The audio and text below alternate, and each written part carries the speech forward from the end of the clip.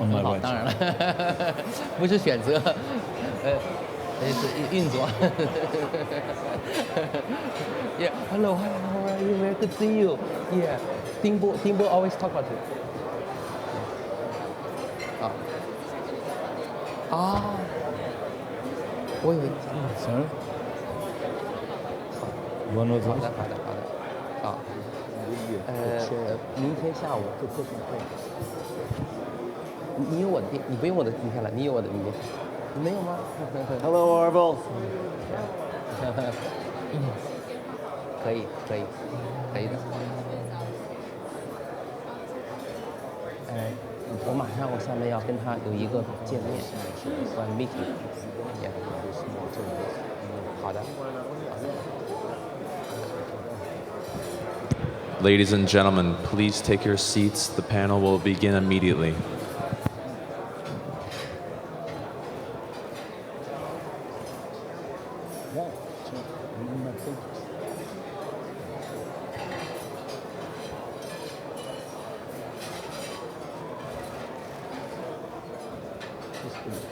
That's okay. Perfect. Okay.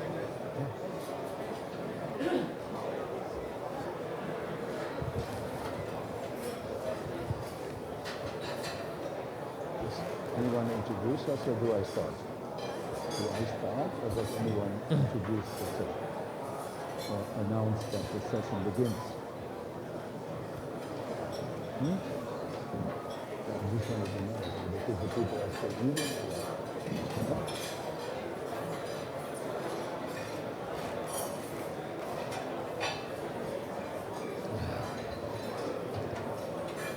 Good afternoon.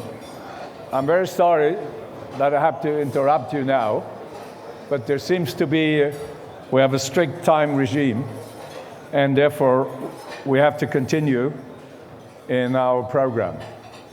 Welcome to this afternoon's session on innovation systems. You've seen in their invitation that we start with a topic which unfortunately is today not in the main focus of the international and not in the economist debate.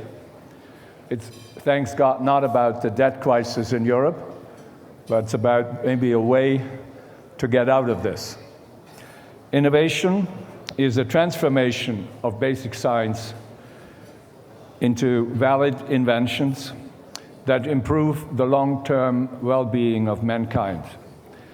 The study of innovation in past and in the present reveals a complex process, as has been indicated, that involves complementary contributions from a lot of players, from governments, financial markets, investment community, and let me add, from the entrepreneurs. What has worked in the past and what may be working in the future. We have an eminent panel here who will deal with the intricate questions of this topic. But I just want to make a few introductory remarks and then present the panelists. In the year about 1780, GDP per capita in the world was about the same as in 10,000 before Christ, as we all know. And whatever happened in economic well-being and the wealth created in the world has been created since.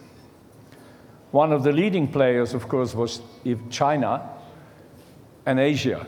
In 18 out of the last 20 centuries, Asia accounted for more than 50% of world GDP.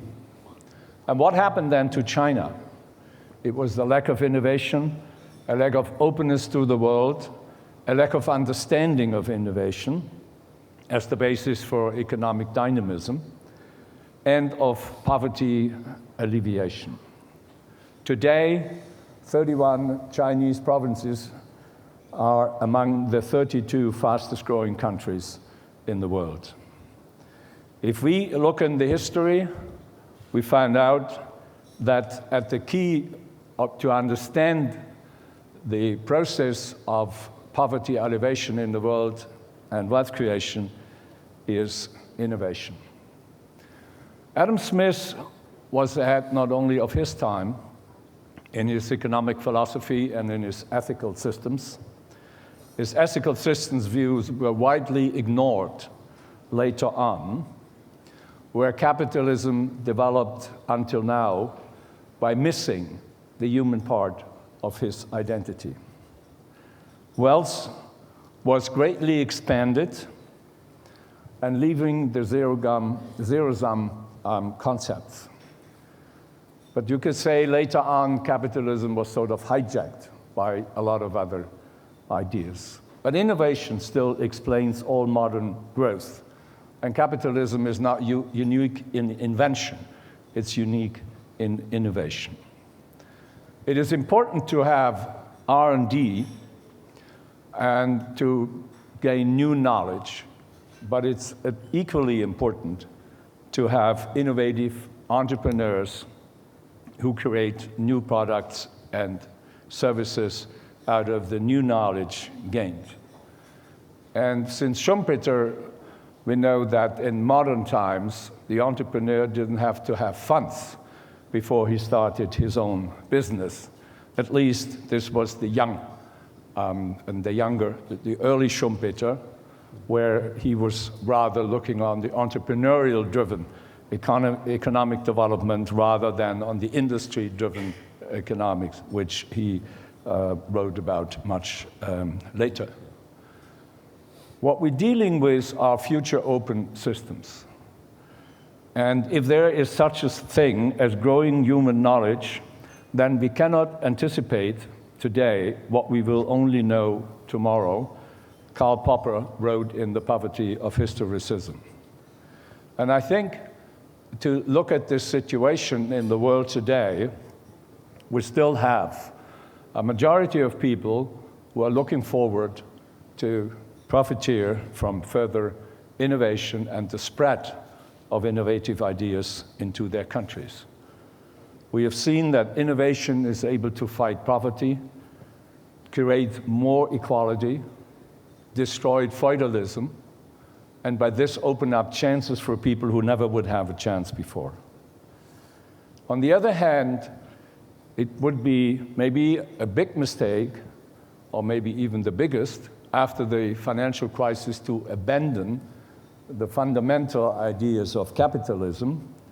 But the second biggest mistake would certainly be not to change capitalism as we have seen this in a perverted way in last years. Capitalism is a social construct and is based upon indirect government. And there is a role for governments in innovation, as we have seen this in history, very often, not only during wars. The patents, and it will be part of the discussion, the IP, is it infringing innovation, or is it basically fostering innovation? Is the first mover advantage still there, or is it, as we can see in a number of examples in the last couple of years, that is not the first mover who takes the advantage, but others who come up much later. We see a complete change in the world in terms of innovation-driven economic dynamism. China already is on the same level in terms of FNE like a country like Germany, and it takes another 10 years, probably, then China will be spending as much on R&D as the United States. Last year, China had 500,000 patents applications, more than that. The interesting thing is, if you look in the world and to assume where is innovation really happening, you see the countries like Japan, Korea, and the US, where there is one interesting number, one patent per people in the country, and over the average of the last 6 years. In Korea, it's one patent per 235 people. In Japan, 300. In US, 800. In Germany, 1,700. Baden-Württemberg, actually, and Bavaria is on the same level as the US. That says something about Germany. And then comes the hard part for Europe. In Spain is 1 patent per 15,000 Spaniards. In Greece, 1 for 20,300. And in Portugal, 1 for 31,000. Actually, I don't want to go talk, and this is not the topic, about European debt crisis, but maybe we have to talk about these things, which understands and help to understand where we really are. In China is the equivalent number now by 2,600. So China would be among one of the leading European countries already in terms of patent applications. So much for pace of innovation. And let me ask just a few questions. And how can we create innovation-friendly environment, an entrepreneurial-friendly environment? Do we have and need role models? How about the access to financing of innovation? And about economic dynamism created by that through innovation, entrepreneurship, employment opportunities, and offering this to people who otherwise would not have this chance. If we understand modern economics as an evolutionary process, then it's innovation which may lead and guide us in that direction. We see new types of innovation coming up. The fast copying, as I learned, or the intuitional innovation, and others. And I think the key is that we accept not only winner cultures, but also a failure culture. And with having that said, I'd like to thank you very much for having listened to my introduction, and I will now give the floor, as for the first speaker, to Lord Sainsbury. Thank you very much.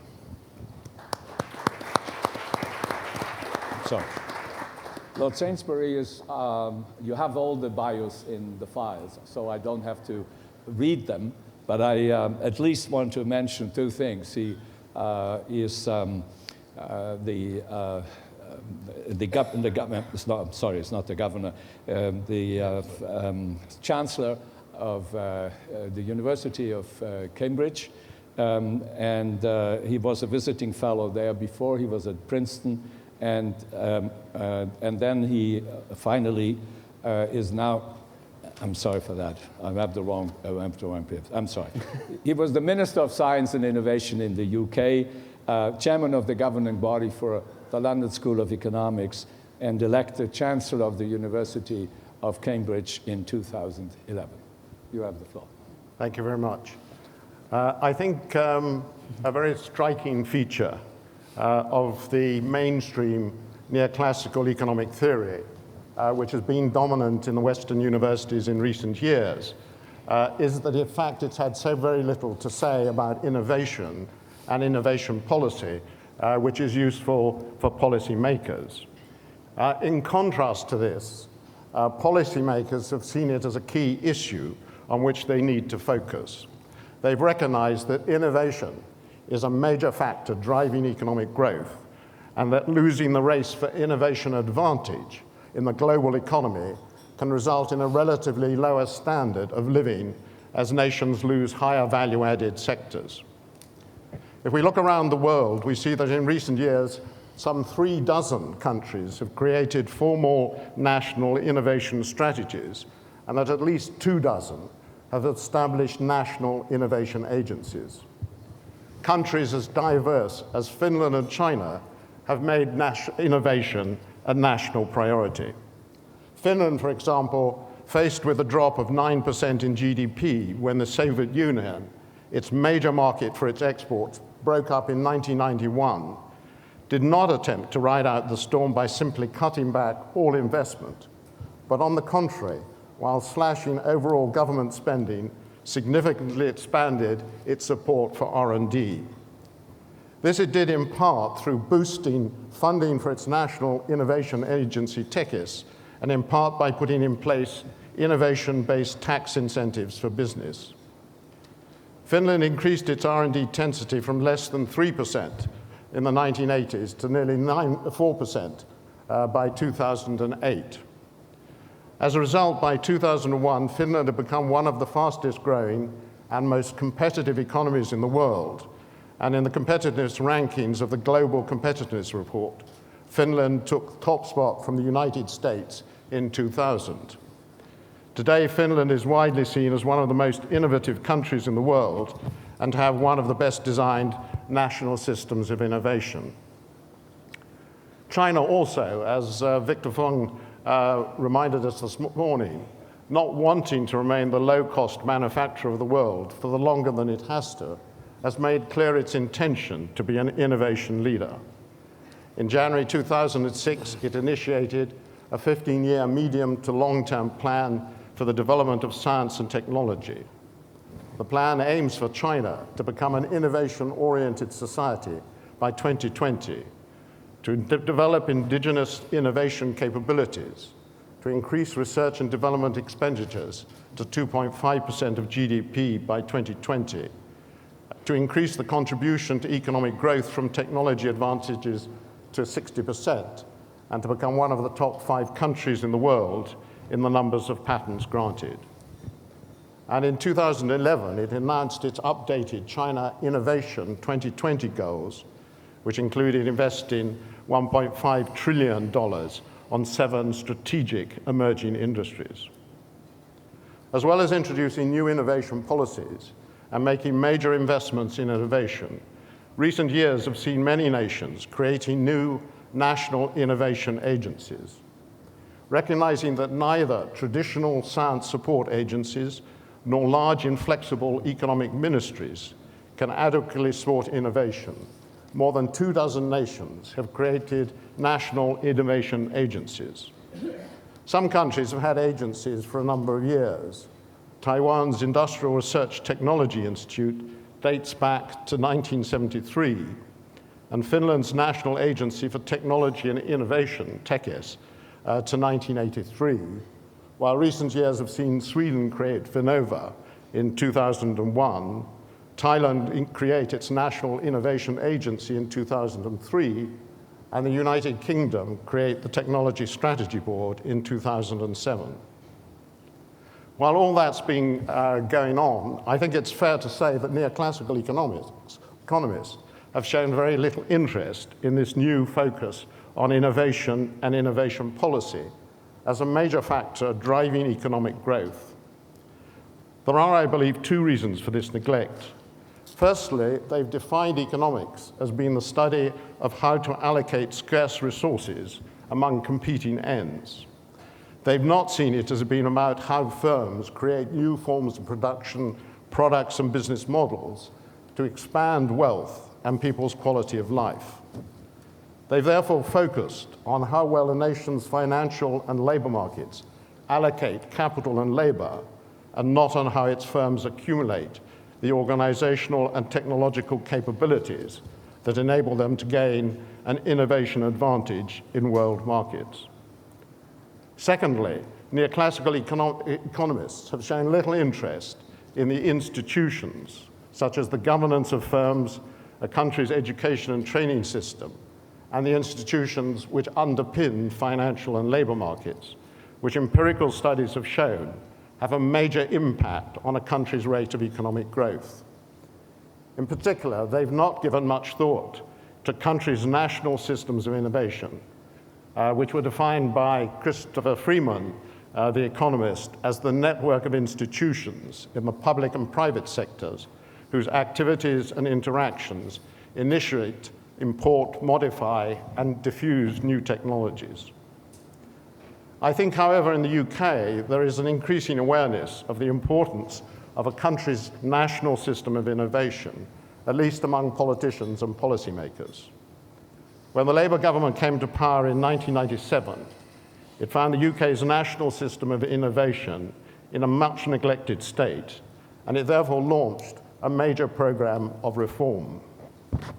This involved new policies in 3 areas: the funding of research, knowledge transfer, and the use of demand to stimulate innovation. In the field of research, for example, it introduced R&D tax credits, doubled the science budget in real terms, and set up the Technology Strategy Board as an independent executive agency of government to administer a major program of collaborative applied R&D. In the area of knowledge transfer, it set up the Higher Education Innovation Fund to incentivize universities to transfer knowledge into industry and society.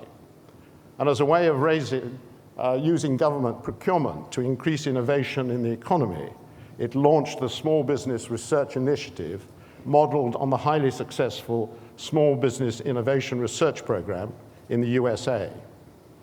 Under this program, government departments issue R&D procurement contracts to develop new and innovative products and services in areas where government departments believe that innovation can help the public sector do its job better. These reforms have, I believe, been very successful, and the coalition government, which came into power in 2010, has not cut back the science budget in line with its other cuts to public expenditure, and has taken further action to stimulate innovation. So while innovation is high up on the policy agenda of governments across the world, I think it's surprising how little interest mainstream neoclassical economists still take in it. It is also, I believe, a missed opportunity, because there are a number of areas which could benefit from some rigorous research and where they could make a major contribution. Those areas, I think, where we would like to see mainstream economists take more interest are the rationales of innovation policy, the areas where government should support R&D, the effectiveness of specific innovation policies, and the design of national systems of innovation, as there's not one best system which all countries should adopt. But if mainstream neoclassical economists are going to contribute to the formulation of innovation policies, I think they will have to redefine economics so that it involves more than simply the allocation of capital and labor.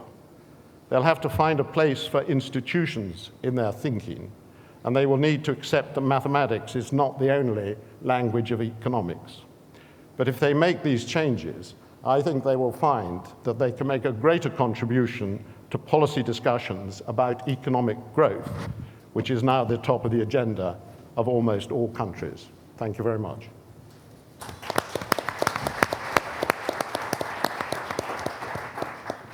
Thank you very much. We now have Bill Janeway. Bill Janeway has lived a dual life, if I may say so, not geographically only as the US and the British in Britain, but also in the way he pursues his activities as a venture capitalist and as an economist. And I think in both ways he has excelled. And I think he is, in terms of a speaker for this panel, a great contribution, because he is sort of at the latter end of the experience of financing of innovation. And I think from this experience, we will draw a lot of advantage today. Thanks, and come on. You didn't mention my book. Huh? Thank you, Peter. I will be picking up rather directly from David Sainsbury, and also paying tribute to Mike Spence's insights in what I have to say. I want to talk about the two innovation economies, innovation at the frontier and the catch-up process for those who have followed the leader. At the frontier, for 250 years, technological innovation, as indeed Peter and David have said, has driven economic development. But the economics of innovation are very different for those at the frontier versus the followers who strive to catch up. At the frontier, the innovation economy begins with discovery and culminates in speculation.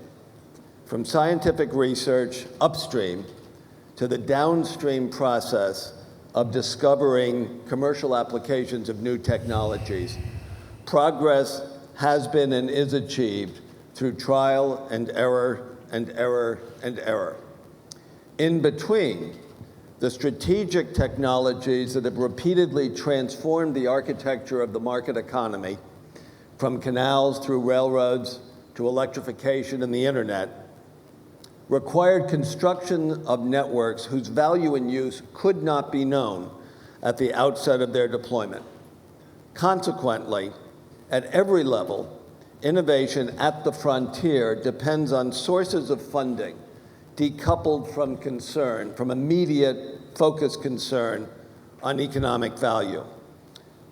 As David Sainsbury just emphasized, that those processes cannot be reduced to the optimal intertemporal allocation of resources, and consequently, neoclassical economics offers only a misleading, in fact, a dangerously misleading lens through which to understand them. Now, financial speculation has been and remains one of those sources of funding for innovation. Investment bubbles are banal. They arise wherever liquid markets and assets exist. The objects of speculation for hundreds of years challenge the imagination, from tulip bulbs to gold and silver mines, to the debt of nations whose economic wealth cannot be estimated effectively, and again to real estate, to property, and to corporate securities. Occasionally, decisively, the object of speculation is one of those fundamental technologies, the railroads, the extension of electricity, automobiles, radio, computing, the internet, deployment of which at scale changes everything. And financial speculators have mobilized capital at a scale which rational investors would never have provided. From the wreck that inevitably follows, a succession of new economies have emerged. Complementing the role of speculation, activist states have played multiple roles in encouraging innovation. They have been most effective when they have been pursuing transcendent missions that gain political legitimacy. National development, in America we called it manifest destiny. National security, conquering disease. And in pursuit of those national missions, governments have in fact been more effective than when attempting to design and implement more narrowly defined policies of innovation to correct observable market failures. In the US, the state directly constructed transformational networks, the interstate highway system, and massively subsidized others, the transcontinental railroads. Activist states have also, from Germany and France in the 19th century, funded upstream science and served as collaborative customers for the novel products that result. The one crucial example of the last half of the 20th century, of course, was the role of the US Department of Defense, which combined both roles over a quarter of a century, beginning in the early 1950s. For 25 years, the US Department of Defense was responsible for more than half of all the research and development funding in the US, and more than all of the research and development funding by all other nations in the OECD combined. The Department of Defense, in fact, built the foundations of the digital economy, from semiconductors to software, built a platform on which people like me and the entrepreneurs we backed could dance in the 1980s and 90s through the great dot-com bubble at the end of the millennium. Now, for those nations following the innovative leader, mercantilist policies of protection and subsidy have been the effective instruments of an economically active state, deployed in support of private attempts, private enterprise, which has exercised the economics of imitation. Through the 19th century, America's multi-generational effort to catch up with Britain began with the appropriation of British intellectual property The first profitable American textile mills blatantly violated British patents.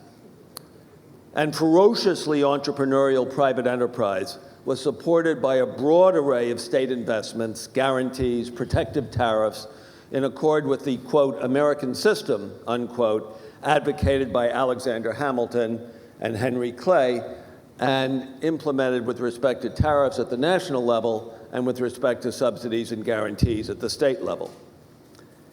The most neglected great economist of the 19th century, the German Friedrich List, laid out an innovative roadmap, an innovation roadmap for his own country in his national system of political economy. It has been put to repeated and successful use, not only by Germany in the late 19th century, but by Japan beginning at the turn of the 20th century, and then by the emergent Asian tigers in the second half of that century, and now by China. List actually reached back to record how Britain's emergence as the first industrial nation at the end of the 18th century depended on prior state policies to promote British industry, from the 16th century Tudors through the 17th century Commonwealth.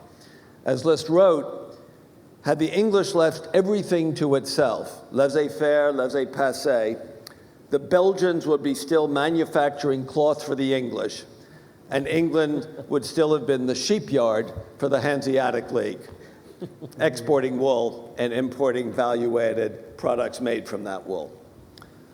Coherent programs to accelerate economic catch-up, that is to say, are relatively straightforward.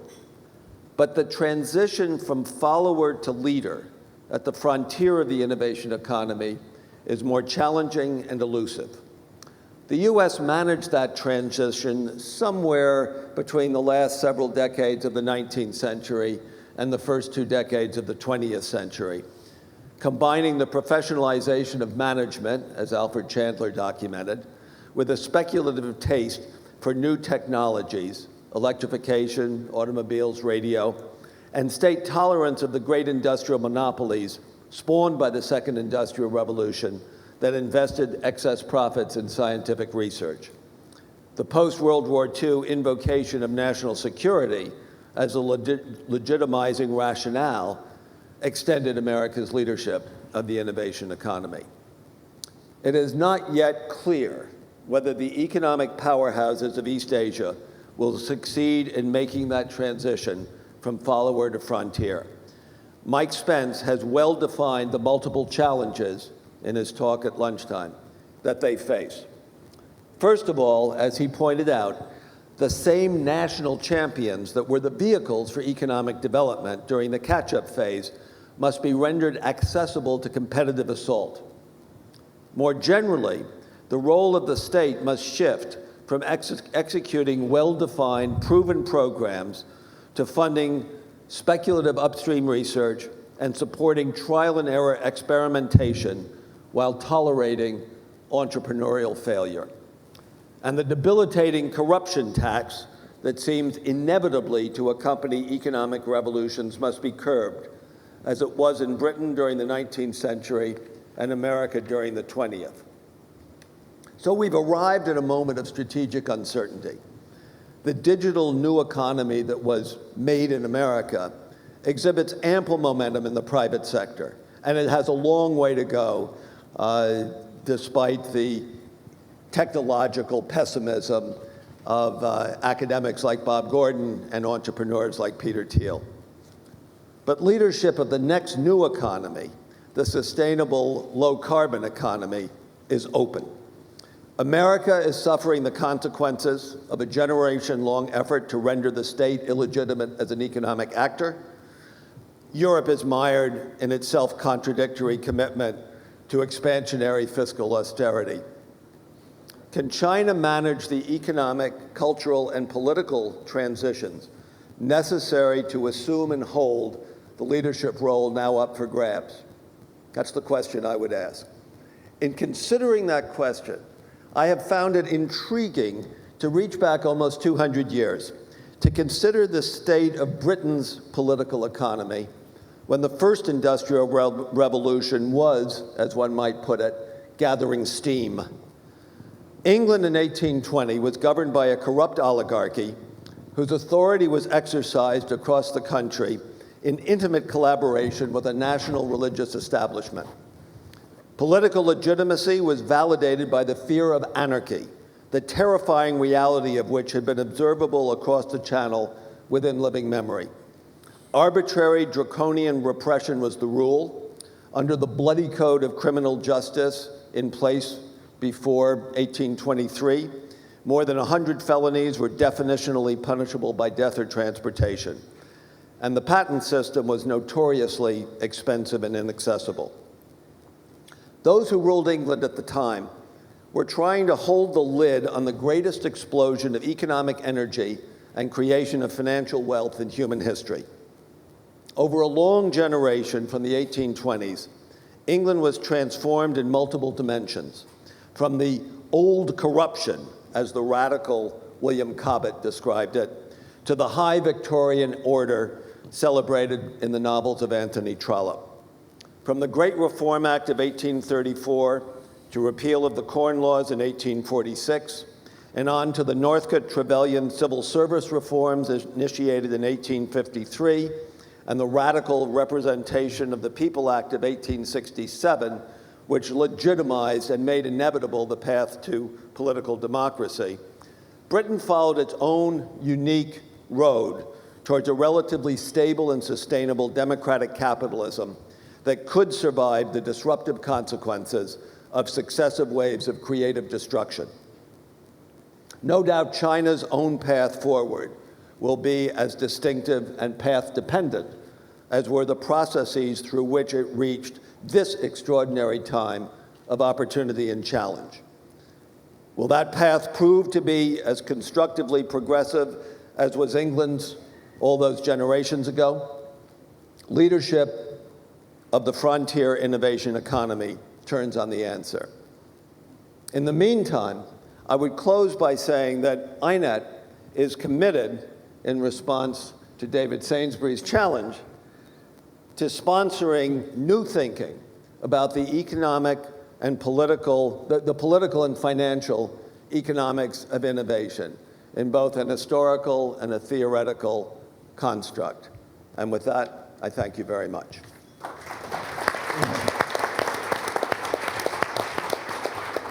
Well, thank you, Bill.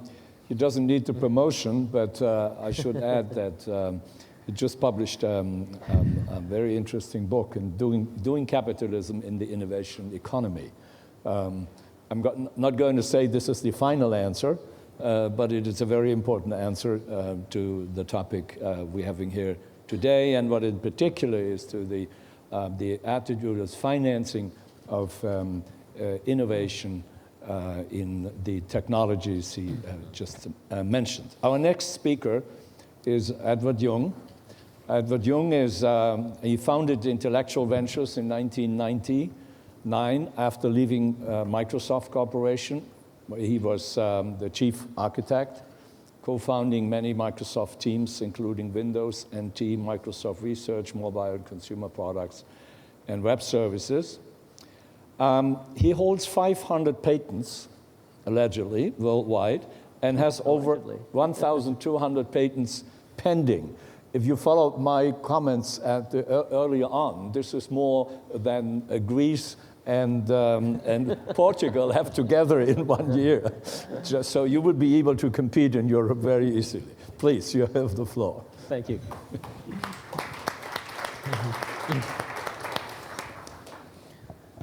So I'll start by saying I'm very honored to be addressing a group like this, so distinguished, and to be on a panel of this kind, because frankly, I'm going to be the least qualified speaker you're going to hear today. I don't know very much about economics, and I really have come to INET and come to believe the principles of INET from a very different direction than I think most of you have. So I'll give you a little bit of that background. I was a research scientist and published in the area of biophysics around diabetes. I started my first company when I was 13 years old and was an entrepreneur for a while.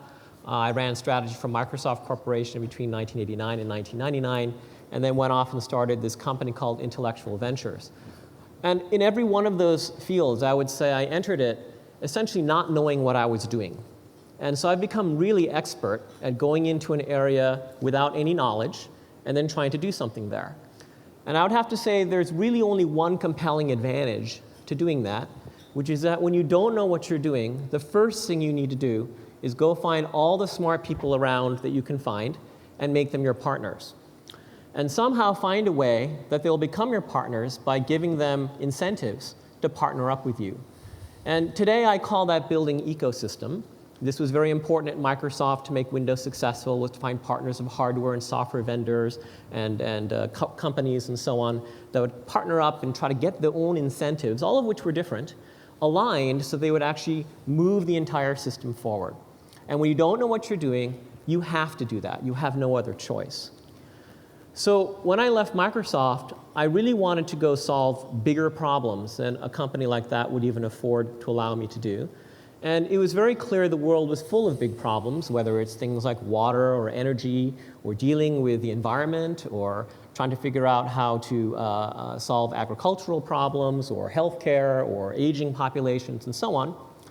But as I looked at these problems, it was very clear that it would require the concerted effort of thousands of companies, financial organizations, governments, academic researchers, inventors, and entrepreneurs to somehow coordinate to solve a problem of that magnitude.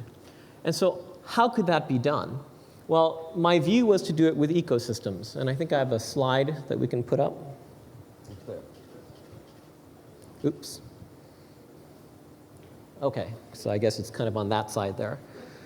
And I don't know if it's easy to read, but the ecosystems involve trying to bring together individuals, financial investors of various different types, research institutions, and companies large and small, and try to figure out ways that you could bring incentives to them to interact with each other, because normally they don't even speak the same language of incentive.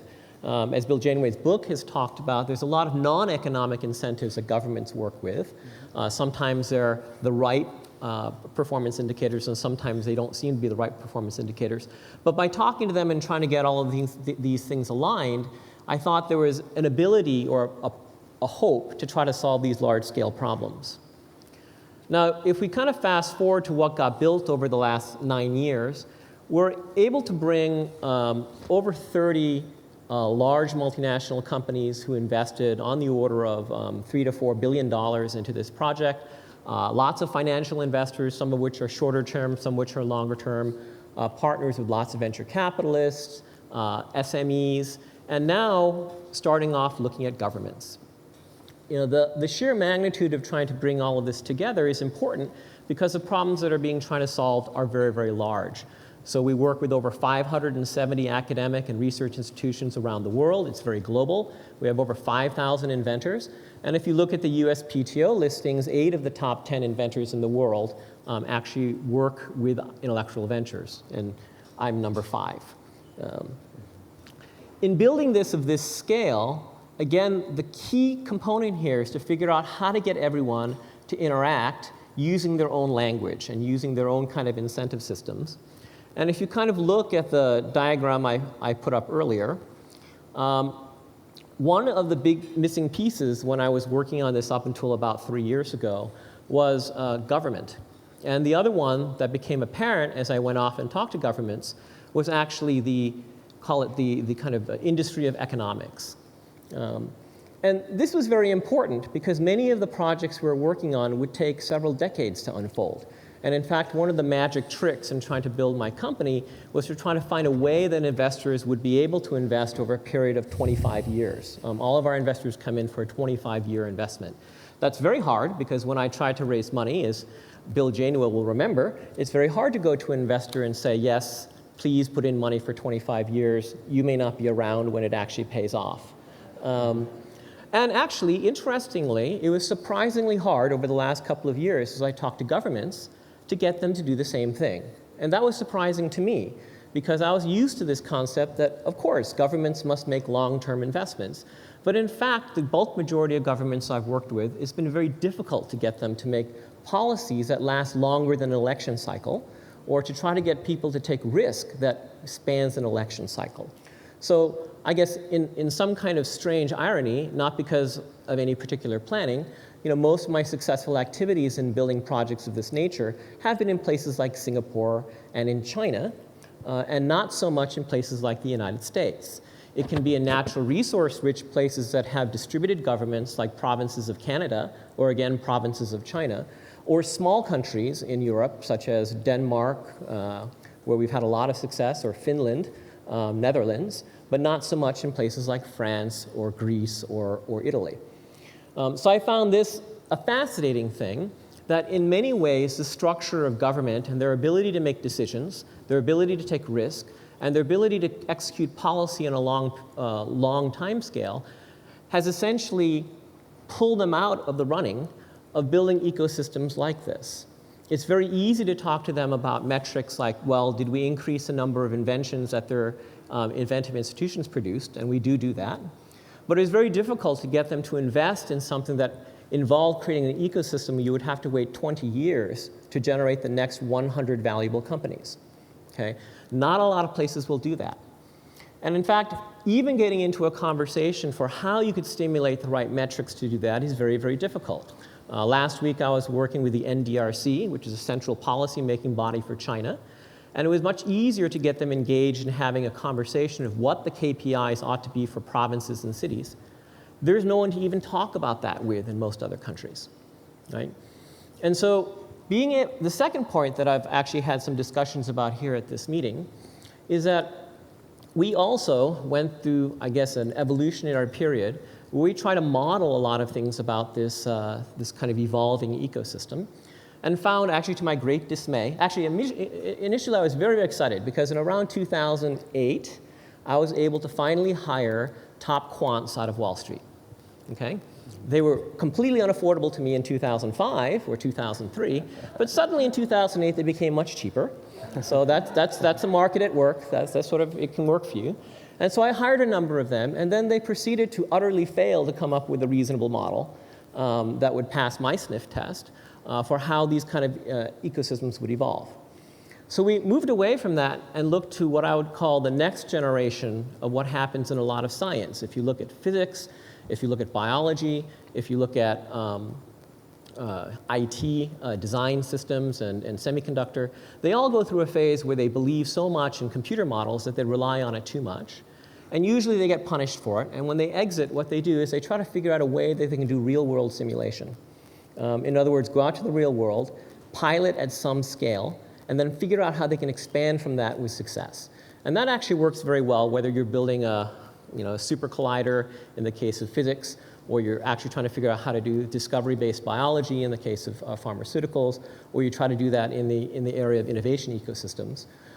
So what we actually spent time doing after these models failed is trying to figure out how we can go to economies, real economies, like provinces or cities or small governments, and try to deploy these experiments, these kind of ecosystems, where we bring our partners, the many, many multinationals, the startups, the SMEs, the intellectual property, the universities, the thousands of inventors, and so on, and we rip a page off of that ecosystem, and we get to deploy it into some region, assuming that the government's able to give that long-term support.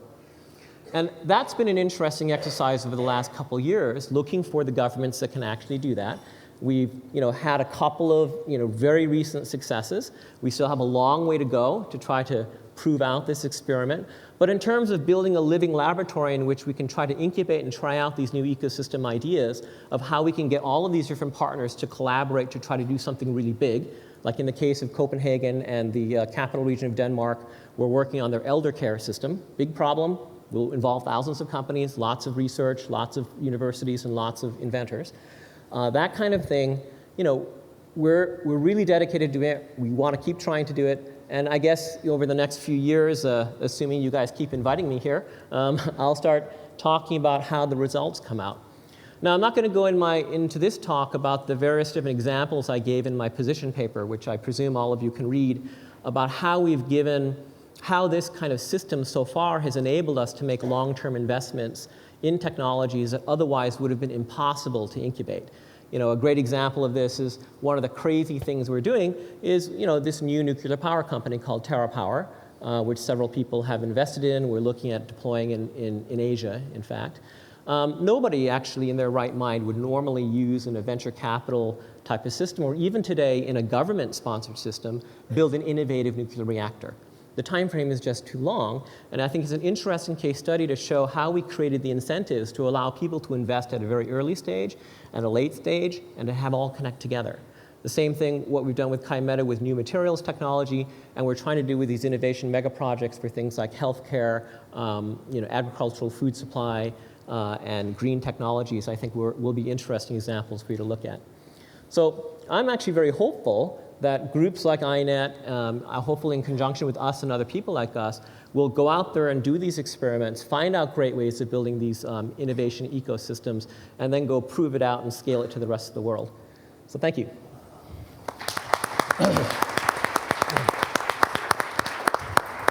Thank you very much, Edward. Before we come to the last speaker, I have to make an announcement. We have lost sort of one panelist in the last couple of days. You probably may have asked yourself, where is the lady? Marie Pangustu is probably in Switzerland by now, in Bern. She is a hot contester for the top slot at the WTO, and the election process is underway. I think we wish you all the best for this, hopefully, to achieve this position. I have the last panelist, speaker Professor Li Daukui. He is a professor at the School of Economics and Management of Tsinghua University and director of the Center for China in the World Economy at the School of Economics and Management, equally at Tsinghua. Before that, he was a professor at Hong Kong University of Science and Technology. But besides that, he is sort of kind of living a second life, parallel. He is a delegate to the Beijing People's Congress and a member of the Chinese People's Political Consultative Committee, which in short is CPPCC. You all know this, of course. He's a member of the Global Agenda Council. I stop here, and I now ask you to talk. Yeah. Thank you very much, Peter, for your introduction. And I'm very conscious of time, being the last speaker. Still, I would like to say from bottom of my heart to George Soros, to Bob Johnson, really, congratulations. 3 years is a short time already. We've seen the enthusiasm, the energy, the emotion gathered here to make changes in the world of economics. In China, we often see that at age 3, we can see the future of a child. Indeed, in the case of INET, I do see a great future of your world. Same thing can be said to Victor Feng, to Andrew Shen, to your institute, your Feng Institute. Only in 2 years, I've already felt great impact in Beijing. You've already stolen our talent in Xiaogang from Tsinghua University. So I'm looking forward in Beijing to future collaboration with you to also get your impact, get your contribution in various dimensions. Now the title of my talk is very short. That is, we need innovation to understand the innovation in economics. So innovation is needed to understand the innovation. Now economics has been talking about innovation for many, many years. I think we have a good understanding of one kind of innovation, which I call traditional innovation. The innovation which is being done in universities, in corporations, which is based on knowledge, based on literature.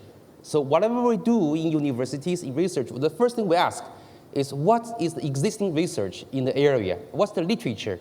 So this kind of knowledge-based innovation we understand pretty well, and also along the way, over the many, many years, we have seen great institutional innovations in universities to transform university research into applications, industrial applications.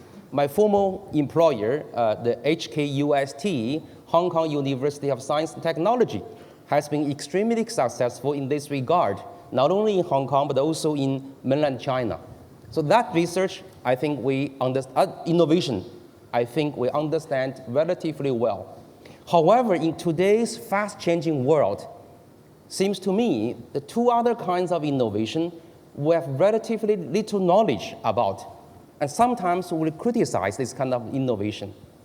But these two kinds of innovation are really driving today's economic changes. So what are they?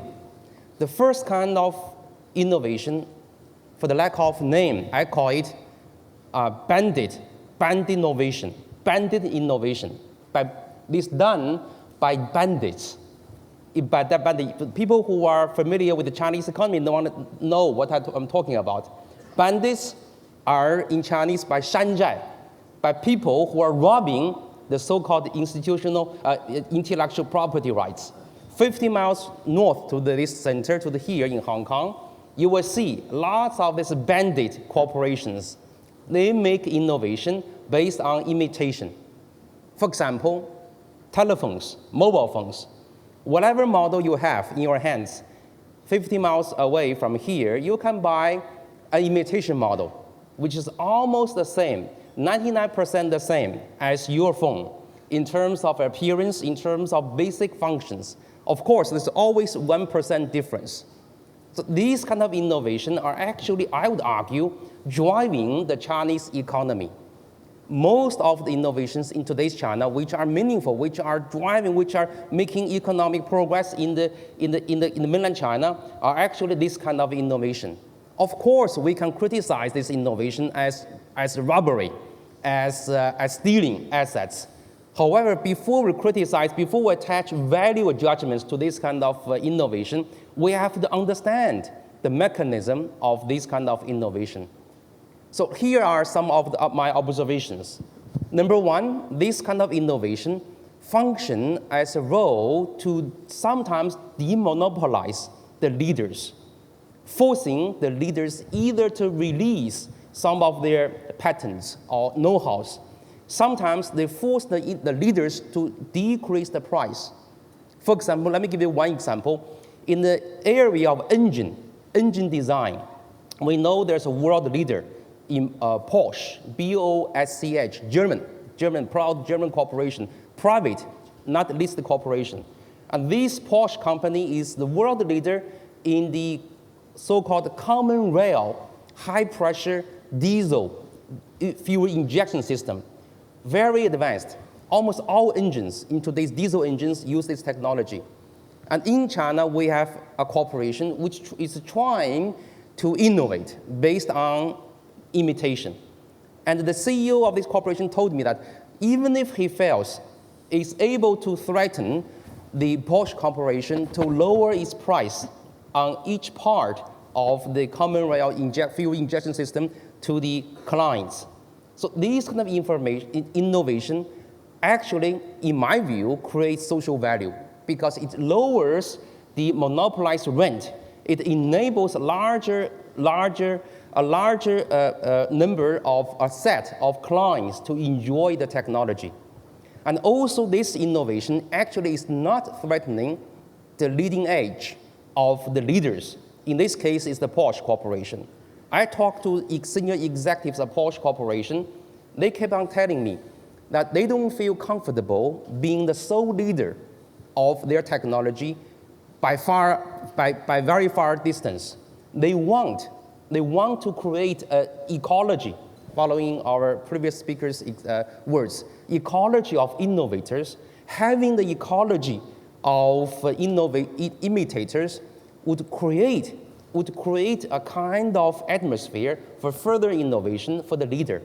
Also, by my observation, this kind of innovation based on imitation cannot replace fundamental research.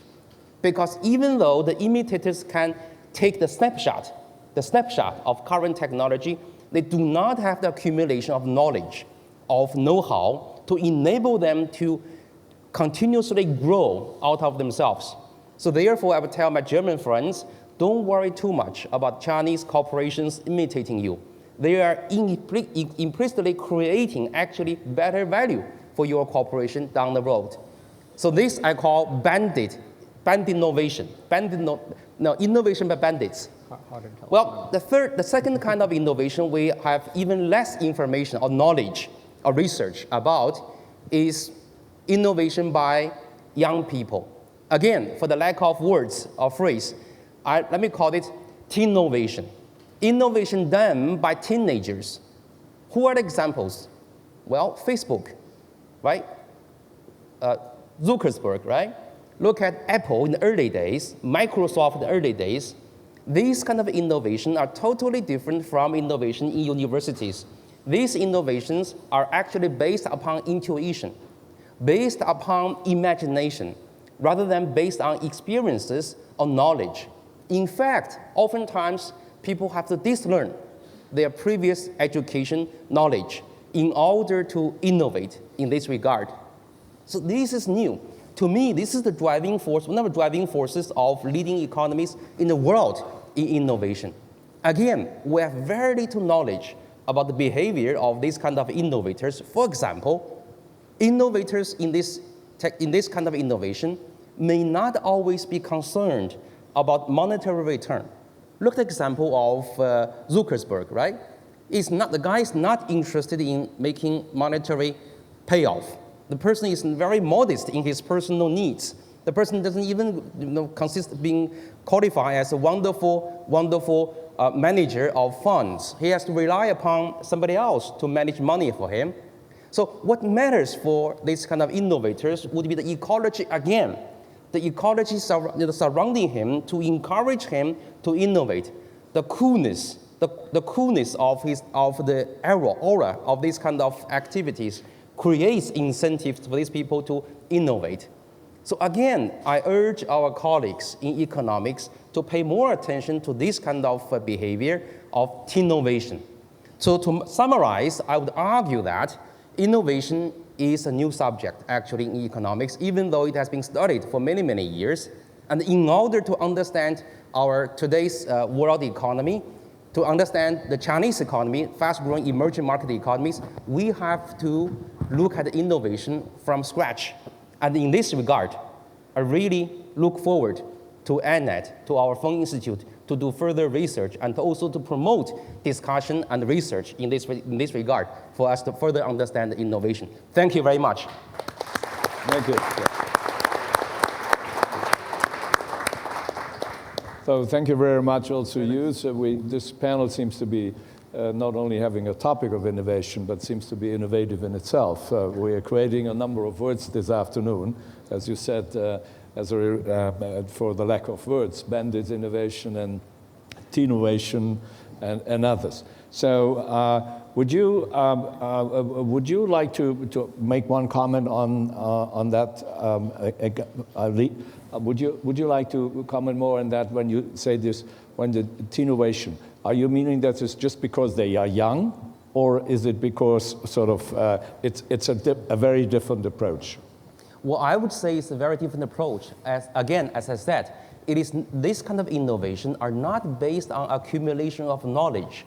Actually, this kind of innovation benefit from the lack of the stock of knowledge.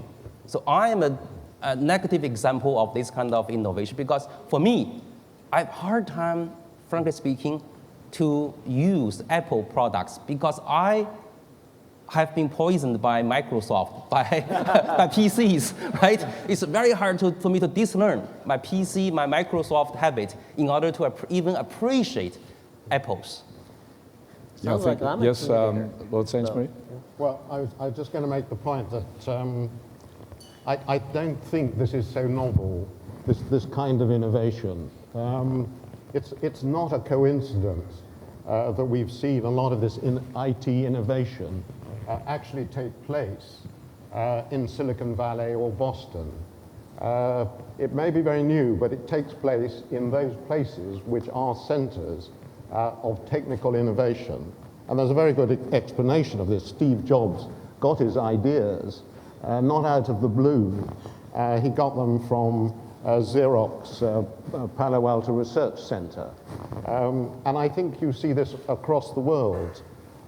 If you look at where the centers of innovation are, they're very closely related to the centers of academic knowledge. Thomas Friedman has this idea that the world is flat. If you look at the world of innovation, in fact, it's very spiky. It's very spiky between countries and even within countries. It's very spiky. So I don't buy the argument that you can be anywhere and just by this creative power actually make these innovations. Yes.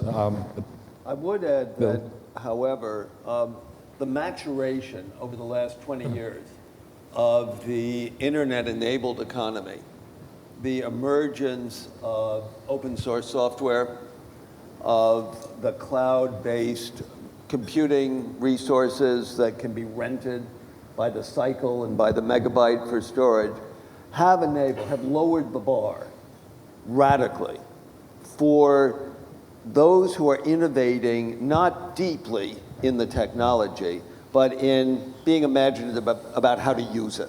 Mm-hmm. And this has, I would say, there have been examples of this before.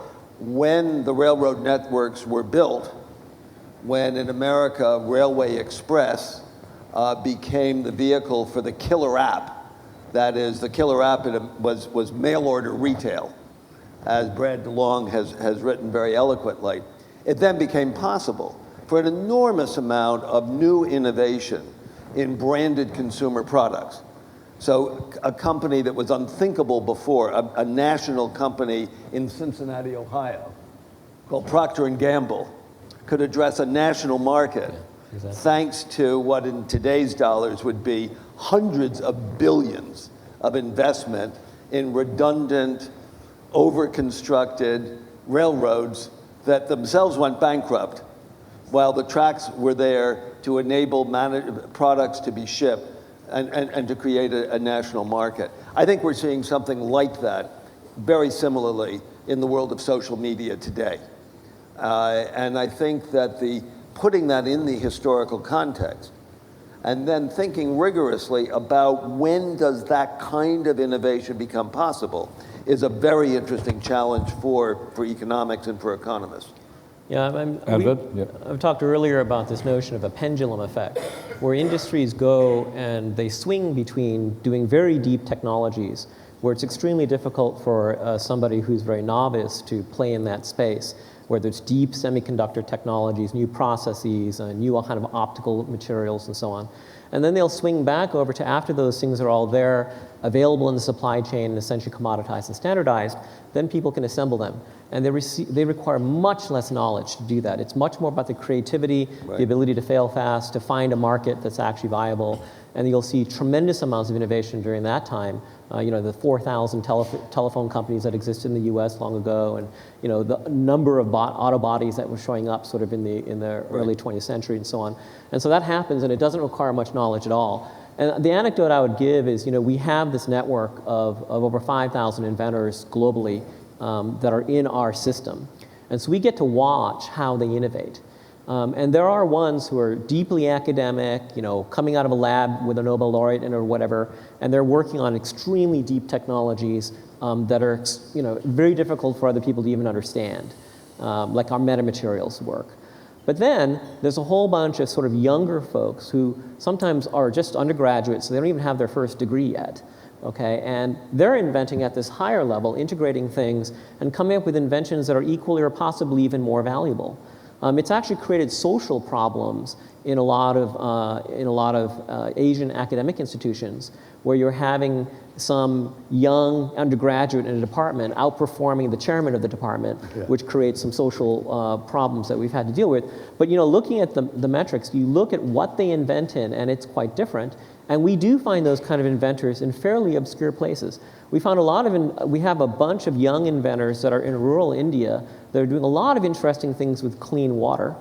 Okay, they're not well educated. They don't have access to the networks of the IITs, but they are utilizing a lot of the technologies that the IITs and the NUSs and the Caltechs and the MITs are producing, just reconfiguring them in interesting and novel ways to make them actually work well. So I think both kinds of innovation are super interesting. I do agree that studying them is interesting. We certainly look at that, and we try to figure out what's the difference between the value of those two things in different industries, and it's a very big puzzle. And so having help with that would be great. I think another aspect that it's worth talking about a bit, particularly given the ecosystem vision that Edward and Intellectual Ventures has laid out, is the problematic role of intellectual property regimes. So, for example, from the 1950s through the 1970s, the Defense Department in the US, as the sponsor of digital technologies, enforced an extraordinarily open regime. Now, software wasn't patentable at all, and in fact, right through into the 1990s, everything I did as a venture capitalist was unprotected by any, so I was very focused on enterprise software.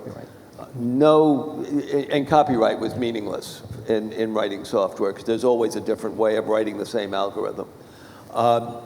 The government insisted on recipients of its research funding licensing their technology on a non-discriminatory, low-cost way.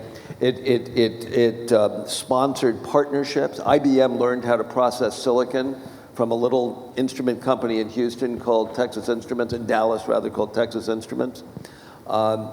And it actually required second sources, that if you got a big government contract, you had to enable a competitor to step into your shoes. So that meant that by 1980, there was an enormous reservoir of accessible technology for the new entrepreneurial venture-backed companies to exploit, which they themselves almost certainly could not have created.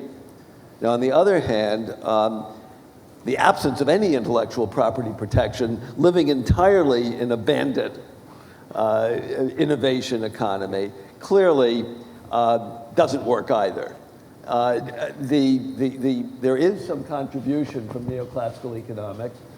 Dick Nelson in 1959 and Ken Arrow in 1962, 50 years ago, wrote the seminal papers on why in a competitive economy with for-profit corporations, the resources committed to research and development would be substantially less than the social optimum, and therefore there was a role for government in correcting market failure.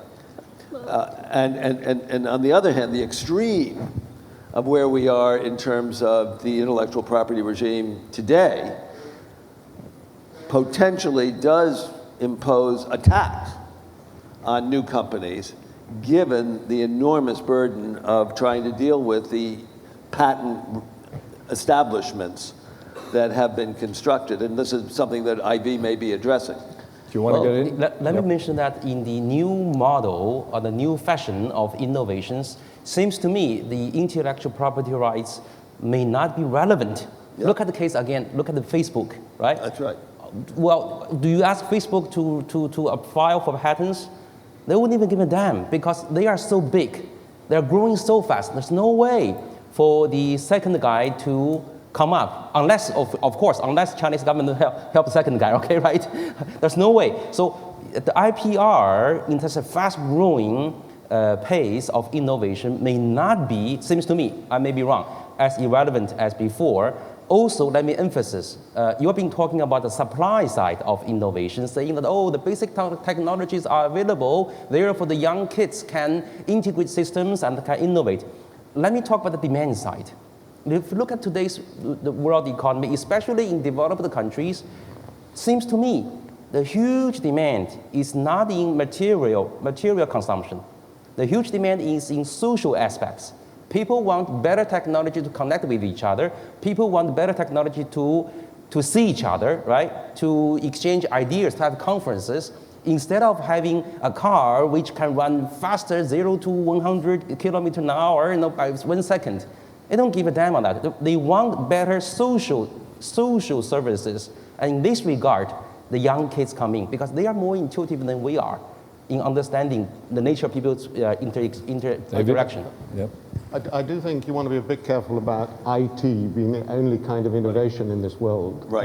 And the only kind of innovation people want. I mean, look at the whole biotech field. The whole biotech field is hugely important as a next revolution, and it's going to be done, I think, very much in clusters of research. In fact, it seems to me it's all going towards clusters. If you look now at where do you put a a medical center, or where does a big pharmaceutical company put its research? No longer does it put it in a field somewhere, in a nice pleasant field somewhere remote. It has to put it now probably in a world-class research university, and also probably alongside a hospital. So I think there's actually much more of the clusters being very important in those areas. And the low carbon technologies, the alternative energy technologies are not going to be invented in dorm rooms. That's right. They're going to be, Again, they require deep research. I think it is important to distinguish between these two different kinds of Right. areas where you have a different set of needs. One other thing that in my position paper I talk about technology reserve, which actually is not an intellectual ventures activity, it's a spin out. And the concept there is they're getting together large companies, including our own, to put together huge amounts of intellectual property and make them available to small and medium-sized enterprises all over the world. So that's an example of a different way, you know, where the government in the old days, the Defense Department kind of enforced that requirement. Right. Now companies are doing it voluntarily. Why? Well, because they want people to develop those technologies. And they want as many sources as possible to be in that supply chain to make more available all of those different technologies. So I think there will be a number of different approaches that will emerge beyond just the government-mandated one. However, I do believe, going back to one of the central theses here, governments do need to take a stronger role in defining what those policies are. Because the biggest issue is when the policies either don't exist or they're very unpredictable, it's very hard for people to make investments either short-term or long-term. Right. Right? And so I think as long as we can come up with a framework in which those kind of policies can be clear, then people will go figure it out. You know, the other thing I think that's also very interesting to keep in mind is during the time where the US government was doing that, the US government was almost the only place to go to do this work. And now that's no longer true. And one of the problems I find in talking to governments about various different IP policies is they worry that if they put the wrong one in place, everyone will go somewhere else. Because there are many more options now. Maybe it's not an infinite number of options, but there are certainly more clusters of research and capability than there were back in the 1950s and 60s. And so that's another kind of color that we have to put on this map as we kind of figure out how to recommend policies for governments. I think the other point I would make is I don't think you have to spend too much time trying to understand banditry of products by looking at what's happening in China. All you have to do is go back to the time when America was ripping off British intellectual property. Right. And you can see it all happen there. And the interesting thing, which I think China will come to fairly quickly if it's not already there, is of course there comes a moment when you're doing that and your home companies say, hang on a moment, it's perfectly all right to rip off the foreigners, but we're not having our intellectual property ripped off. And suddenly you'll find there's a whole new climate about intellectual property which changes. China's SIPO, their patent I think China's already there. Yes. This is a very important point, okay, about economics. Economists are very interested in issues which are happening now. They tend to forget issues 20 years from now, let alone 100 years from now. So they forgot about the American experience when today talking about IPR, when they criticize the Chinese practice, right?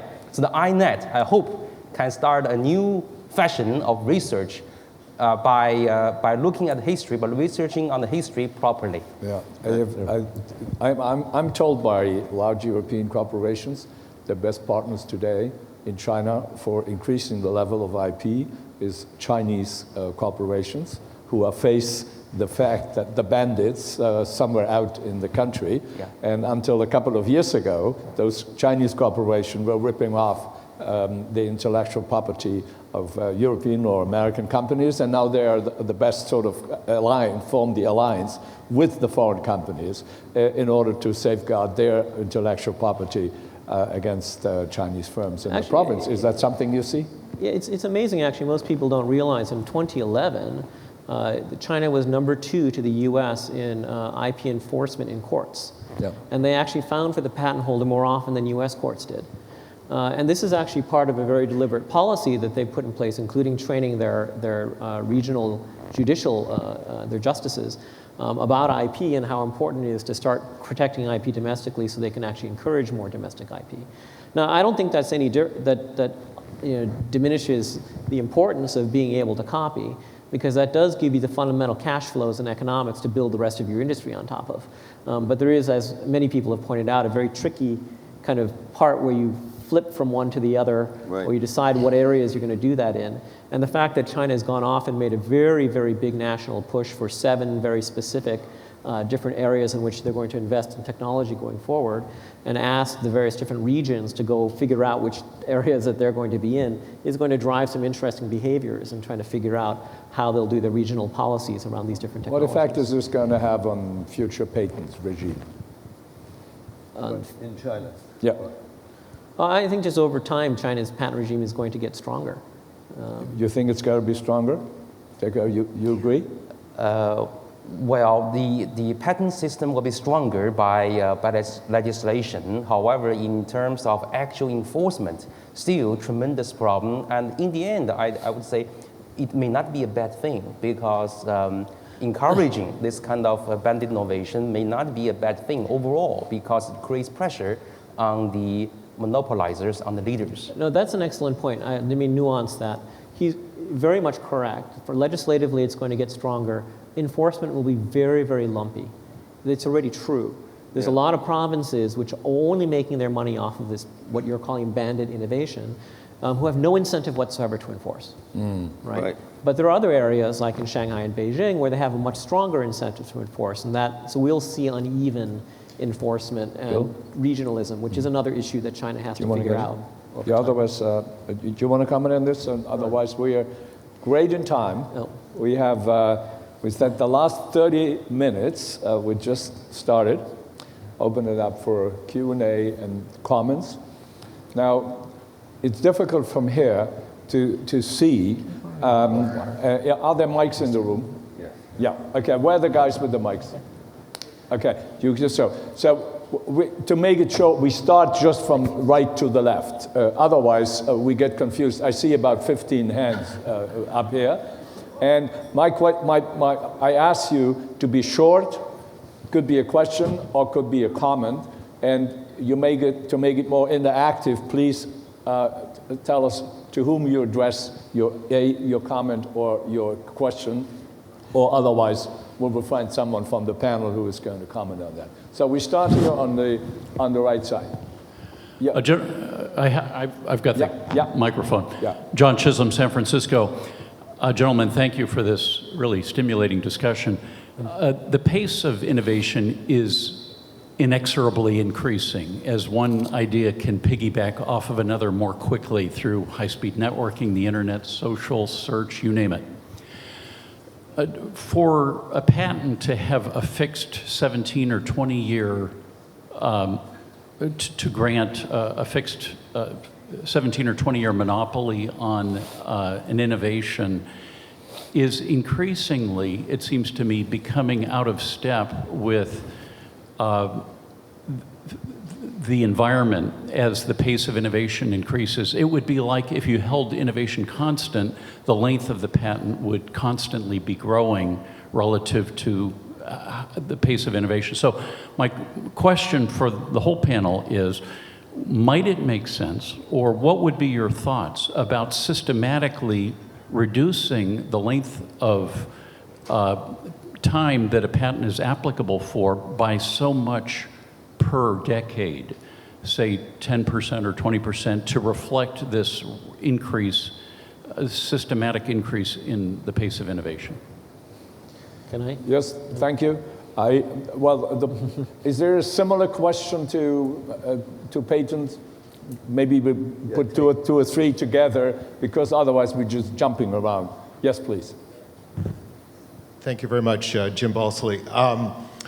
I was a bit surprised when you were talking about the innovation process in history. Last month, the America Invents Act came into force, signed by Barack Obama in September.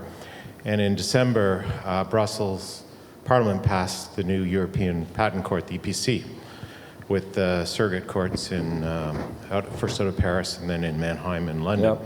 So what is your view on how this plays out in the context of China? Because this, in many respects, represents a real shift in the existing IPR regimes that the world's going to have to play within. So I have just some comments on the EPC and the Leahy-Smith Act. Okay.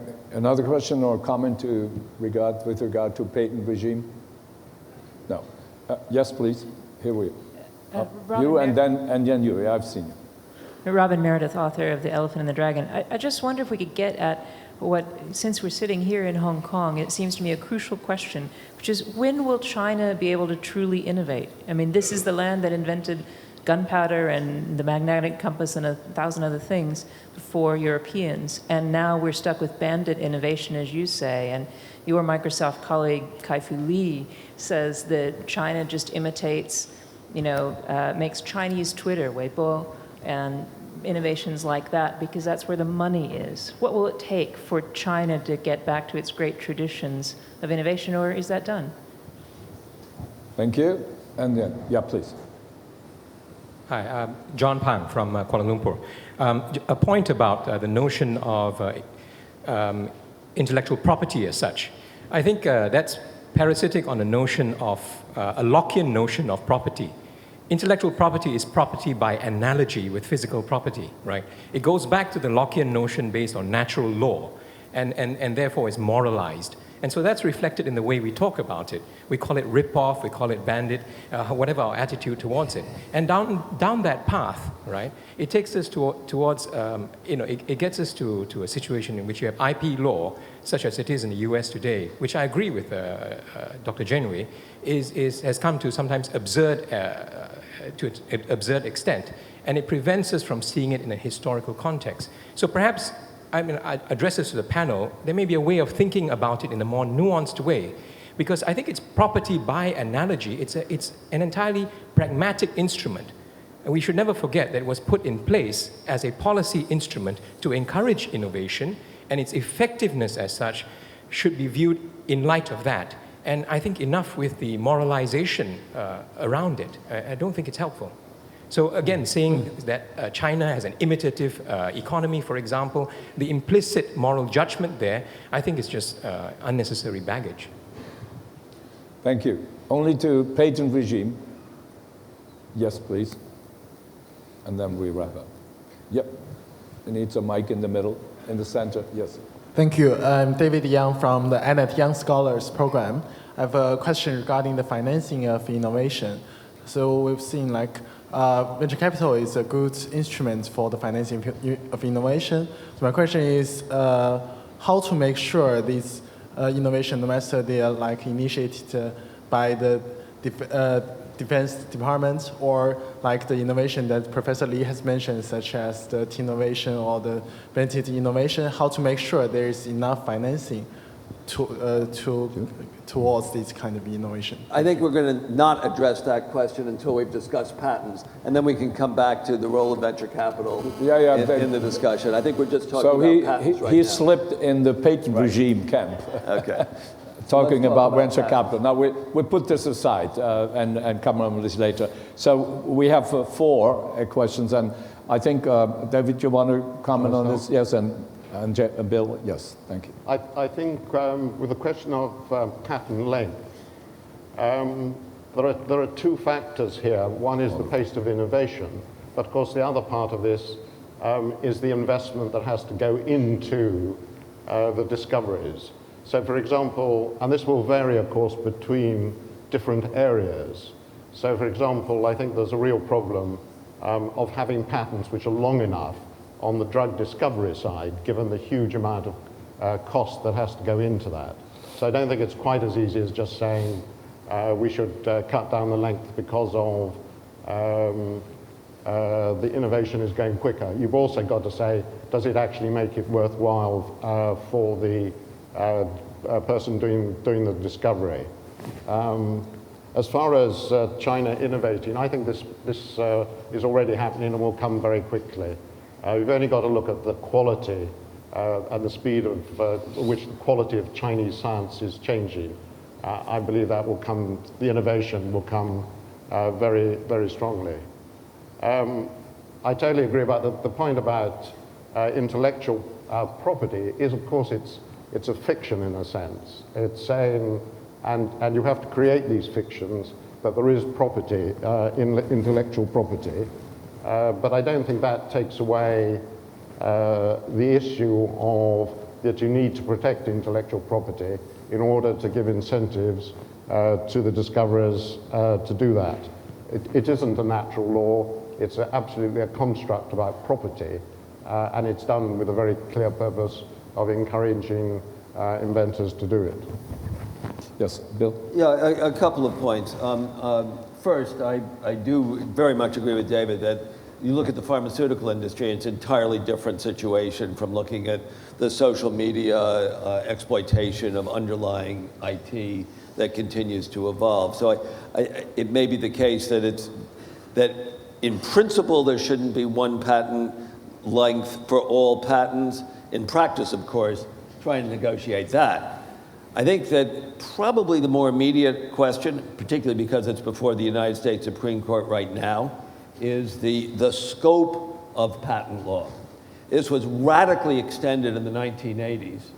Interestingly enough, the scope of government intervention in the market took place under the Reagan administration when patent officers in the US Patent Office were actually bonused on the number of patents they issued at the same time as the Supreme Court ratified patents on genes and patents on business processes, as well as patents on software. Now, Europe resisted, and genes are not patentable in Europe. They may not be patentable in the US, depending on how the Supreme Court rules. I think right now, that's probably the most relevant issue of patent regime under consideration and under assault. And then the last thing I'd say with respect to the history of patenting, there are two quite different traditions that came together in a way in the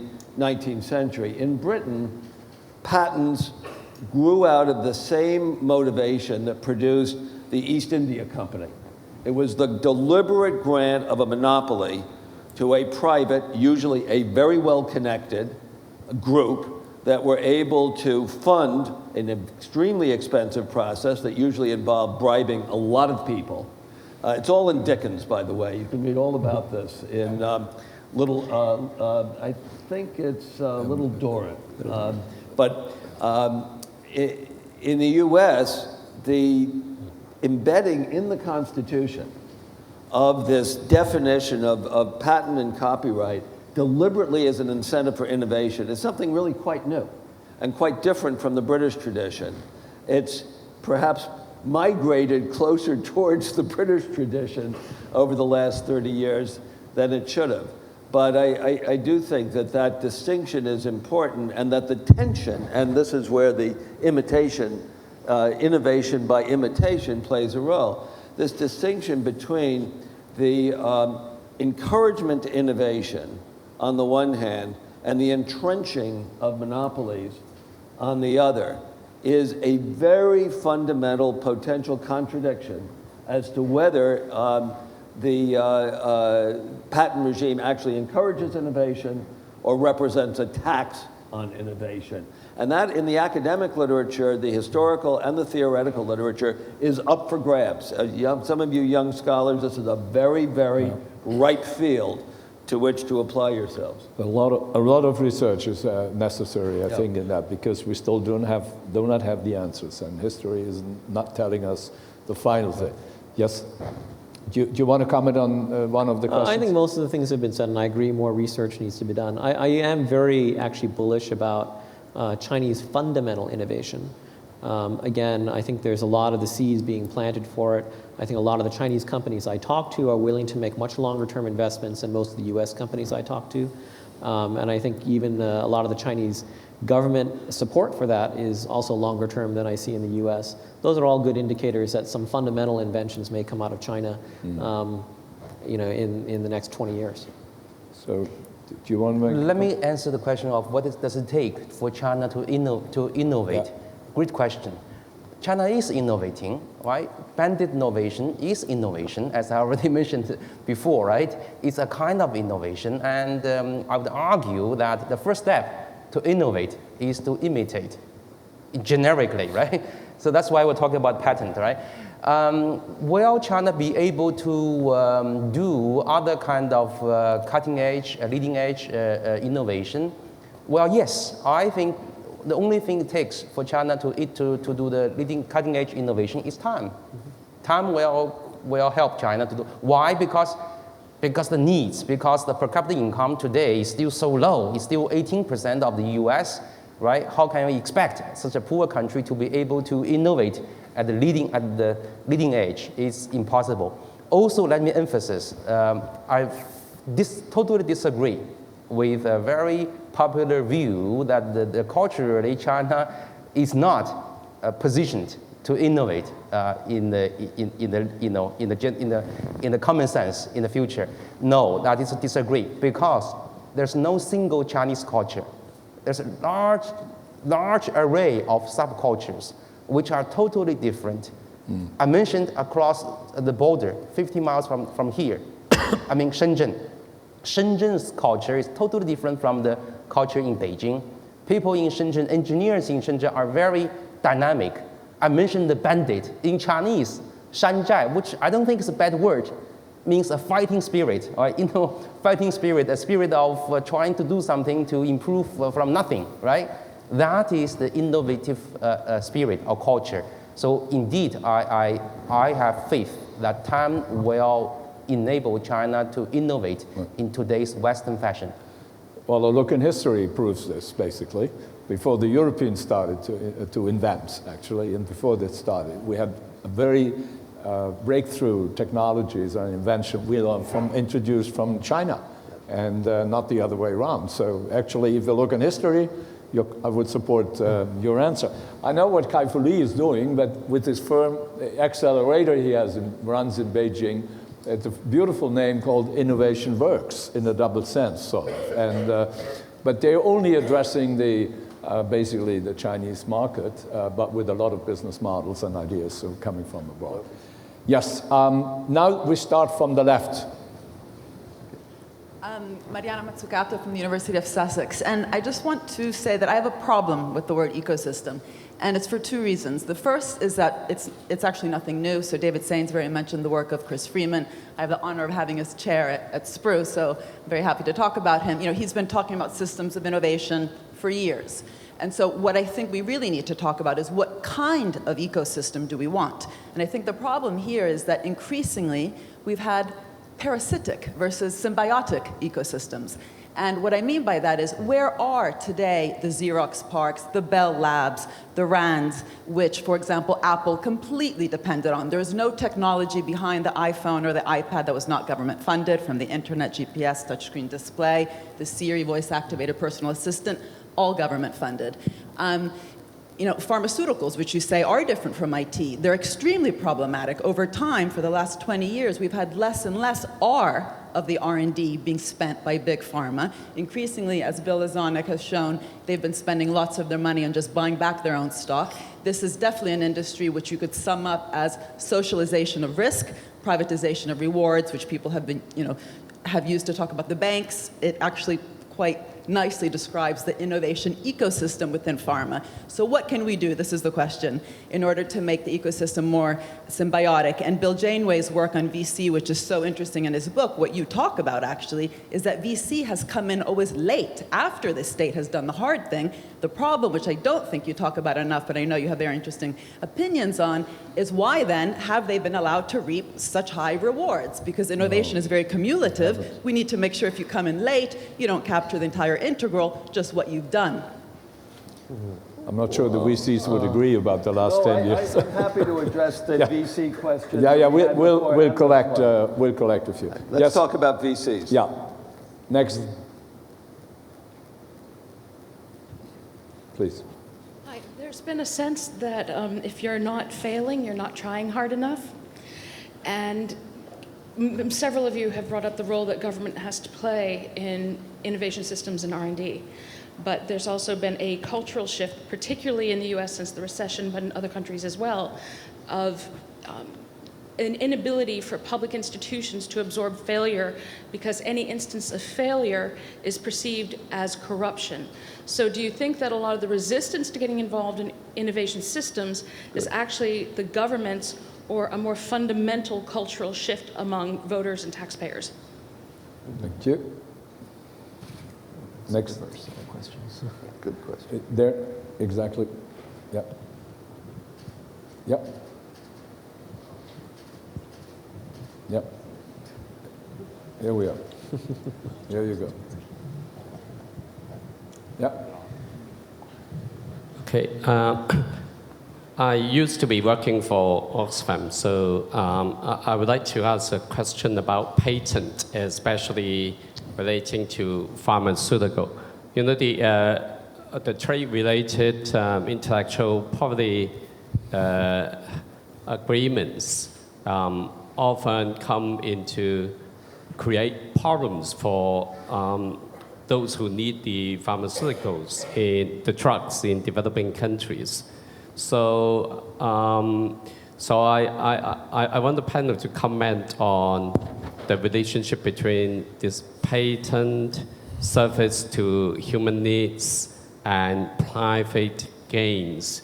You know, recently the Indian government has ruled that generic drugs is acceptable, and therefore, in relation to a patent by pharmaceutical company. So increasingly we hear patent is preventing not just innovation, it's also access to sort of medicine for those who need. Thank you. Okay. Yes, in the middle. There are two in the middle here. Yep. And if there's another one for VC, please raise your both hands, okay, so we will take you after that. Yan Feng from University of Hong Kong. I'm going to ask the question combining both VC and its ecosystem. So as far as I know, VC is definitely one of the key components in this ecosystem, right? Other elements could be government, could be university, and also entrepreneurs. So in the practice, can we, I mean, economics or anybody else, come up with any reasonable, practical guidance about how to develop such ecosystem? For instance, in Hong Kong, people may criticize, I met quite a few VC in Hong Kong, many complaining we don't have such an ecosystem. I mean, encouraging innovation and entrepreneurship. So my question is very simple, very practical. Anybody have any recipe to give us a more realistic sort of picture of what is ecosystem, for instance, for Hong Kong to imitate or Bandit, whatever? Yes, on the left, in the middle, yes, the lady is standing. Yeah, yeah.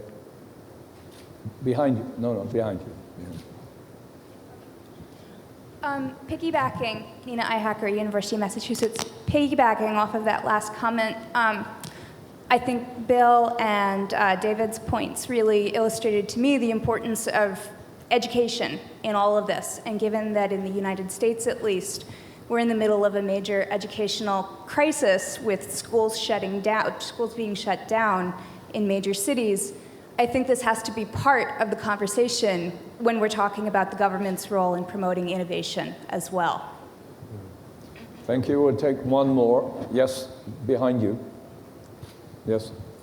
I just wanted to say, Doan Farmer, Institute for Economic Thinking at Oxford. I just wanted to say that I think there's an important component that the panel has largely missed, though David Sainsbury addressed it somewhat, about the physical properties of innovation and the fact that the ecology of the technologies themselves and their relationship to each other may play a crucial role in determining where innovation can happen and where it can't happen, that happens in addition to all the important more sociological and governmental and so on constraints that you guys have been discussing today. This topic will be addressed at 2:50 on the last day, Saturday, in a panel chaired by Eric Beinhocker. So. Okay. Yeah, we'll stop and make a break, and we have short answers now, and then we come back for a couple of minutes. Bill? Well, on venture capital, yeah. First, the American venture capital industry needs to be put in context. There have always been venture capitalists. There were venture capitalists in the Middle Ages funding long-distance trade. The Merchant of Venice is actually about a venture capitalist and a very challenging limited partner named Shylock. The phenomenon that took a craft practice of venture capital as it was in the 1970s and made it an industry was fundamentally driven by the greatest bull market in the history of capitalism. Members of the National Venture Capital Association in 1995 managed $22 billion. In 2004, they managed $250 billion. There was an enormous herding momentum. Excuse me. I didn't do that. That must have been the enormous momentum. That was my dear friend Mark Heeson, president of the NVCA. It was obviously a function of the extraordinary returns that were not really driven by venture capitalists ripping off taxpayers and exploiting state investment. It was a function of the bubble. It was a function of insane, unsupportable, unsustainable, fabulously attractive opportunities to liquidate positions into a public market that would take everything it could get. It's over, and venture capital returns have been worse than the public market for longer than a decade. The amount of money managed by venture capitalists has been declining. The number of venture capital firms has been declining. So, in terms of how do you sponsor a venture capital ecosystem, there are some lessons. One, major research universities with incentive structures that encourage their academics to play a role in startups. Stanford, MIT, Cambridge are models of this phenomenon. State investment upstream into those research universities where the ecosystems that will no longer be supported by the excess profits of monopoly corporations, whether they be patent-protected monopolies like Xerox or legislatively protected monopolies like AT&T. That's over. They're focused on doing applied development, not investing in science. It is up to the governments to fund those research universities. But I have to tell you, there's no substitute for a bull market in equities and a hot IPO market for sucking venture capital and venture capitalists in, and it will be cyclical. It will be boom and bust, and all I can tell you is that if you go back and look at the stock charts from 1998 to 2000, you will be prepared, as I was from having known the stock charts of 1927 to 1929, to take advantage of the next one that comes along. Yeah. 100 billion was the investment 2000. 105. Yeah. 140 billion in current. 140 in current money, but at that time, plus the angel investing, and it's down now to about 20 billion last year in the U.S. market. So that really shows that's the truth. Yeah. So I'm going to take a very different approach to trying to answer some of these questions, which I'll actually pose a problem back out to this audience, which is most all the questions I heard in this last round I think suffer from a common problem, which is we're using the wrong vocabulary, and the scheme is just way too broad.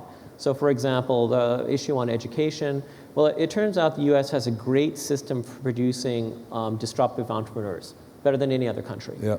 But it's got a pretty bad system for trying to create people who are actually really good at math, kind of on average. Right? So we have to determine what the education system's role is. We do a lot of work with the Gates Foundation on doing inventions around this and trying to build systematic systems for it. But the biggest problem is people don't define what education really means. Same thing with innovation.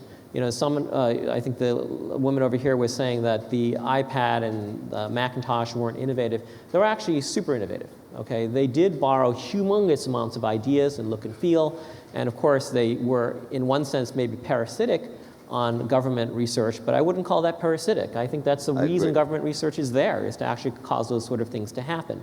On the other hand, you know, the application models they built and the kind of integration they did actually was extremely innovative, and that has value. So even when we say innovation, I think we're meaning different things. So maybe a great challenge out to INET is to try to figure out how to re-schematize some of these terms so that we're not getting confused about what we're talking about, including IP. IP and issues of access for pharmaceuticals is a very different issue than bandit economy for IT technology. I agree with Edward entirely, and I would just add one thing. At the frontier of innovation versus for the followers, if you don't offer tickets to the lottery, you're not going to have many players.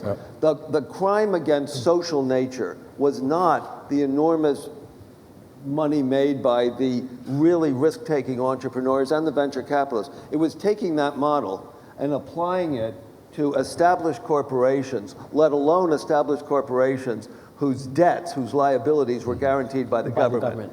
So taking what we called Silicon Valley socialism and taking it to Wall Street, that was the crime against social nature. Very, very quick points. Please. Very, very quick. Yeah. Number one is that government support. And oftentimes, too often, we find that governments are too eager. They're trying to support the very last stage of innovation. Instead, they should support fundamental research, which you mentioned about. Second point is also very simple. In an environment or in an economy when the property market prices are going very, very hot, talents wouldn't go to innovation. They go to property market to be developers. Okay, I'm not criticizing developers, okay? When the economy, when the government officials are very powerful, can get a lot of benefits on the side, young talents would go to the government, wouldn't go to science technology. Very, very simple like that. Well, thank you very much. Unfortunately, I think there are a number of questions in the room, but we took 11, and I hope we were able to answer most of them. I'm told to wrap up. I'm not going to wrap up. I'm just going to close this here, because to wrap this up would pretend that I would have any idea of where the future research on innovation should go to. And I think the panel today, we really can say we may be still confused, as you said, even with the words, but definitely on a much higher level than 2 hours ago. And having said that, I'd like to thank all the members of the panel for their introduction speech and for answering the question. I want to thank you to the audience for really good questions I found, and I apologize to those whose questions couldn't be taken, but that's the way it is. We see there's future research necessary, and it's definitely a way for INET to get much stronger involved in that particular field, which is so important for the well-being of billions of people who would looking forward to those solutions. Thank you very much on all of that. Yes.